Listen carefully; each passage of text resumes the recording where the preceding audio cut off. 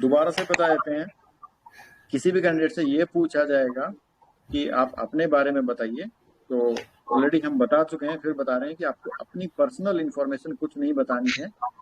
ठीक है, parents name, mother name, गांव का नाम, शहर का नाम, स्कूल का नाम, कॉलेज का नाम, वो सब आपको नहीं डिस्क्लोज करना है। सिर्फ यूनिवर्सिटी बोल सकते हो, क्या डिग्री किया है, कौन से बोर्ड से 10वीं 12वीं करी है, कौन उसके बाद क्या क्या डिग्री करी है, अभी करंटली क्या कर रहे हो। ठीक है, वो सब आप बता सकते हो अपने बारे में जो बताना होगा तो। ठीक है, ओके, स्टार्ट करते हैं। फर्स्ट कैंडिडेट पीजीटी हिंदी, हाँ जी सर। अपने बारे में बताइए कुछ। सर मैंने 10th किया है यूपी बोर्ड से सन 2004 में, और 12th भी यूपी बोर्ड से ही है 2006 में, और ग्रेजुएशन मेरा 2009 में कानपुर यूनिवर्सिटी से है, और बीएड किया है मैंने कुरुक्षेत्र यूनिवर्सिटी से सन 2010 में, और सर मैंने एमए किया है अभी 2021 में ओके, इलाहाबाद यूनिवर्सिटी से। अभी क्या कर रहे हैं आप फिलहाल? सर मैं अभी बस एग्जाम्स की तैयारी ही कर रही हूँ, और अभी ओके ओके ओके। जो आपका नमक का दरोगा जो एक कहानी है, वो किसने लिखी है? सर मुंशी प्रेमचंद जी ने। इस कहानी से आपको क्या शिक्षा मिलती है, क्या सीख मिलती है नमक का दरोगा कहानी से? सर ये कहानी है जैसे हमारे समाज में भ्रष्टाचार है, आज भी है, तो बस वही इसमें दिखाने का प्रयत्न किया गया है कि आजकल के समाज में मतलब कैसे एक जो कोई उच्च पद पे पहुंच जाता है तो वो भी अपने पद का दुरुपयोग कर सकता है। तो इस सर आकांक्षा, नमक का दरोगा, हाँ जी। हाँ बोलिए। सर मुंशी प्रेमचंद जी द्वारा लिखा गया है, और इस कहानी से में हमें से ये दिखाया गया है कि जैसे समाज में जो व्याप्त भ्रष्टाचार है उसी का चित्रण किया गया है इसमें। तो उससे शिक्षा क्या मिलती है? कि हमें ईमानदारी से अपने काम को करना चाहिए। अगर हम किसी अक्षय पद पर पहुंच भी जाते हैं तो ईमानदारी से ही अपने जो हमारा कर्तव्य है उसे निभाना चाहिए। ओके, जवाहरलाल नेहरू जी की एक रचना है भारत माता, उसमें उन्होंने बताया कि वो जब गांव में जाते थे तो किसान लोगों से पूछते थे कि भारत माता से वो क्या समझते हैं, तो किसान लोग क्या जवाब देते थे उनको?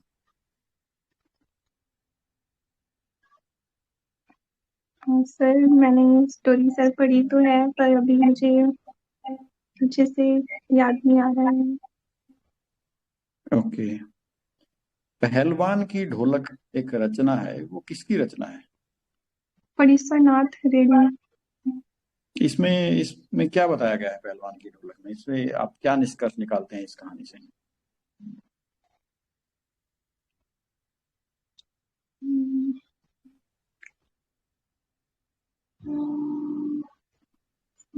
ओके, किवाड़ चित्रकारी जो है वो किस राज्य की फेमस है इंडिया में बहुत? किवाड़ चित्रकारी। की बात सर राजस्थान से। राजस्थान से। और पटचित्र? उड़ीसा। पूछ रहे हैं, बता रहे हैं, आप थोड़ा सा श्योर होके बोलिएगा बोलते हैं तो। ठीक है, हाँ सर। बा, बांस नृत्य जो है वो किस स्टेट का फेमस है?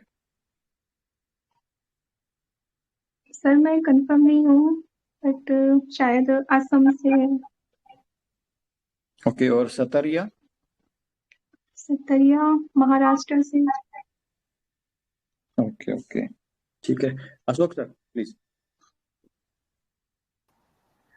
मैडम ये बताइए, हिंदी सूफी काव्य के सांस्कृतिक महत्व पर चर्चा कीजिए। मतलब बताइए इसके बारे में, हिंदी सूफी काव्य के सांस्कृतिक महत्व।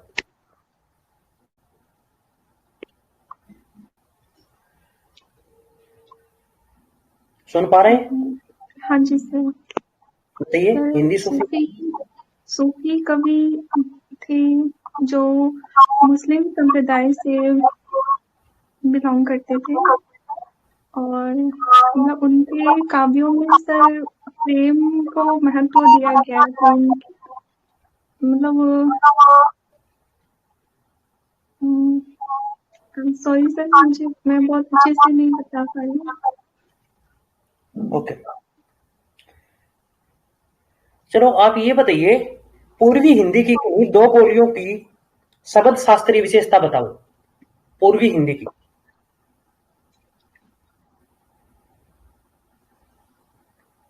समझ पाए आप मेरा क्वेश्चन? हाँ हाँ सर, समझ रही हूँ मैं। पूर्वी हिंदी की किन्हीं दो बोलियों की शब्द शास्त्रीय विशेषताएं बताइए।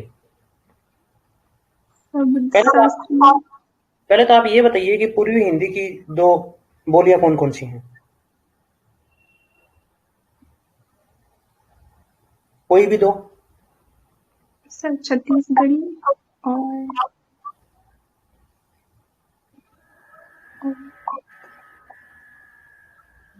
सर मैंने पढ़ा तो है, पर मुझे कुछ पता नहीं क्यों याद ही नहीं आ रहे हैं। तो छत्तीसगढ़ी का आप शब्द शास्त्रीय विशेषता बताओ। सर शब्द शास्त्रीय मुझे समझ नहीं आया। ओके, नाथ संप्रदाय का हिंदी साहित्य में एक महत्वपूर्ण योगदान है, तो थोड़ा सा आप विस्तार से बता सकते हैं कि नाथ संप्रदाय ने क्या क्या योगदान किया है हिंदी साहित्य में। सर नाथ संप्रदाय जैसे कि पहले सिद्ध साहित्य सबसे पहले माना जाता है, उसका उदय हुआ था। तो सिद्ध साहित्य में बहुत से वेल थे, जैसे कि उसमें नारी को बहुत भोग की दृष्टि से देखा जाता था और सहज साधना पर बल दिया गया था। लेकिन ओके, जब नाथ संप्रदाय हुआ था तो उन्होंने जो मतलब जो सहज सिद्ध लोगों ने अपने जीवन के लिए बिल्कुल सहज रूप से जीने का जो एक मार्ग निकाल लिया था, तो नाथ संप्रदाय ने उसे उसमें जो व्याप्त भ्रष्टाचार थे या कुरीतियां थी उसमें, तो उन सब से उसका निवारण किया था। ओके, ये बताइए नाथ संप्रदाय कौन सी बोली में लिखते थे।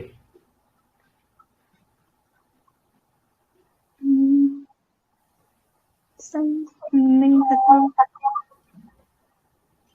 ओके,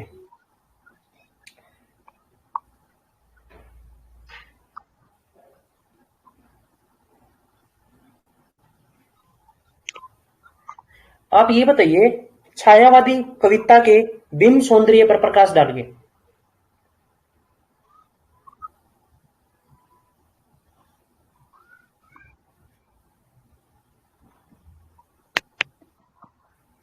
छायावादी कविता के बिंब सौंदर्य पर प्रकाश डालिए। सर बिंब सौंदर्य, सर मुझे नहीं पता। हाँ मैडम, आप ये बताइए, सरोज समृति की सरोज के सौंदर्य चित्रण को हिंदी साहित्य की विशिष्ट उपलब्धि क्यों माना जाता है? क्या आप उदाहरण सहित समझा सकते हैं? सर एक बार क्वेश्चन रिपीट करिए। सरोज समृति की सरोज के सौंदर्य चित्रण को हिंदी साहित्य की विशिष्ट उपलब्धि क्यों माना जाता है? सरोज स्मृति सर। जी। सर सरोज स्मृति निराला जी द्वारा लिखी गई कविता है। उसे हिंदी साहित्य का सर्वश्रेष्ठ शोकगीत माना जाता है। उन्होंने इसमें अपनी पुत्री के शोक पे लिखा था। तो उन्होंने अपने जो भी मन की व्यथा थी उसमें उन्होंने इसे बहुत अच्छे से उसमें इस काव्य में उकेरा है। इसलिए सर ये मैं हिंदी साहित्य की उदाहरण दे सकते हैं आप? कोई आपको श्लोक याद हो या कोई आपको उदाहरण दे सकते हैं आप? कोई किस तरीके से क्या लिखा था? नहीं सर, उदाहरण तो अभी मुझे नहीं याद है।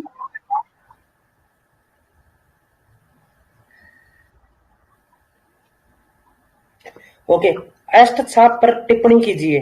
अष्ट छाप।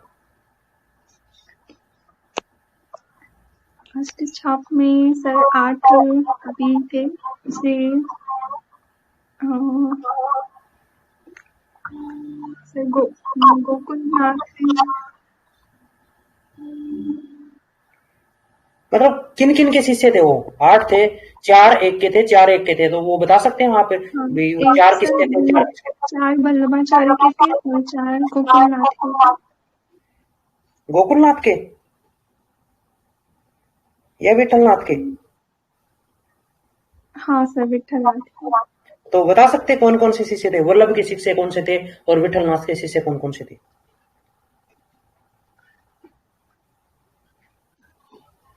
जो सूरदास के बारे में आपने सुना है? हाँ जी सर, सुना है। उनका जन्म हरियाणा के किस जिले में हुआ था? सर फरीदाबाद में, सिंह गांव में। ओके।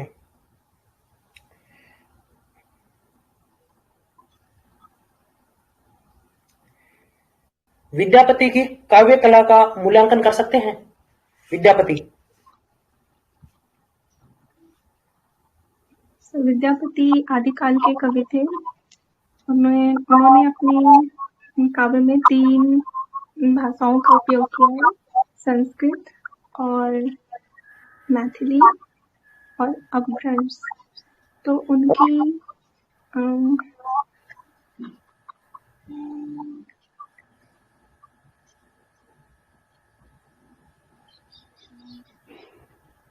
सर मैंने पढ़ा तो सब कुछ है, पर अभी मुझे बताते वक्त कुछ पता नहीं क्यों याद नहीं आ रहा है।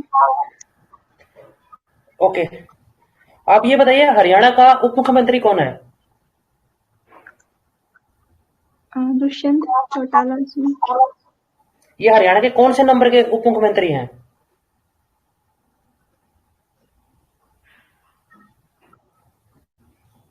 6ठे नंबर के। ओके।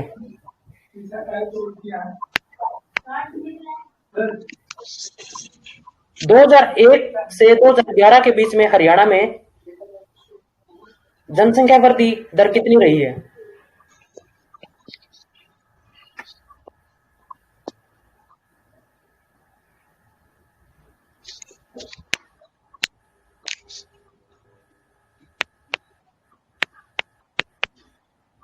बता सकते हैं?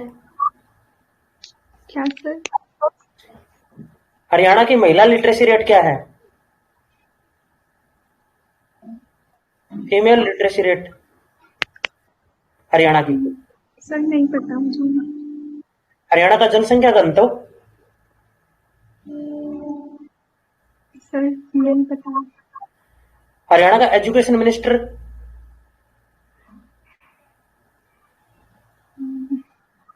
Sorry sir. आपने बताया आपने कुरुक्षेत्र यूनिवर्सिटी से पढ़ाई की है। हाँ। कुरुक्षेत्र के आपको प्रमुख पुरातात्विक स्थल पता है कौन कौन से हैं? नहीं सर, नहीं पता मुझे। कुरुक्षेत्र यूनिवर्सिटी की स्थापना कब हुई थी?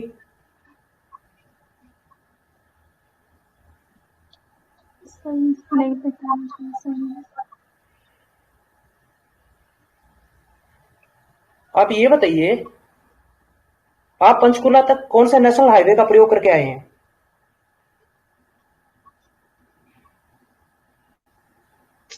Sorry sir. आपको कुछ ध्यान है कि कुछ सालों पहले इंडिया के अंदर जो नेशनल हाईवे थे north to east, north to south और उत्तर से दक्षिण और पूर्व से पश्चिम में उन हाईवे का एक नामकरण किया गया है, तो आप बता सकते हैं कि उनका सम और विषम किस तरीके से नामकरण किया है? कौन से सम है, कौन से विषम है?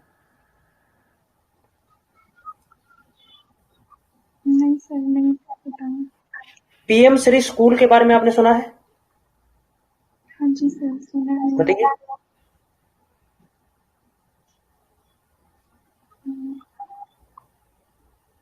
सर सिर्फ सुना है, जानती हूँ। हरियाणा में मॉडल संस्कृति स्कूलों पे काम हो रहा है लगातार, तो मॉडल संस्कृति स्कूल क्या स्कूल हैं? मतलब किस तरीके की पढ़ाई उन स्कूलों में सुनिश्चित की जानी तय की है हरियाणा सरकार ने?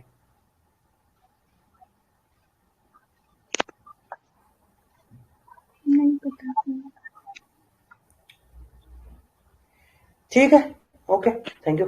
Okay madam, thank you.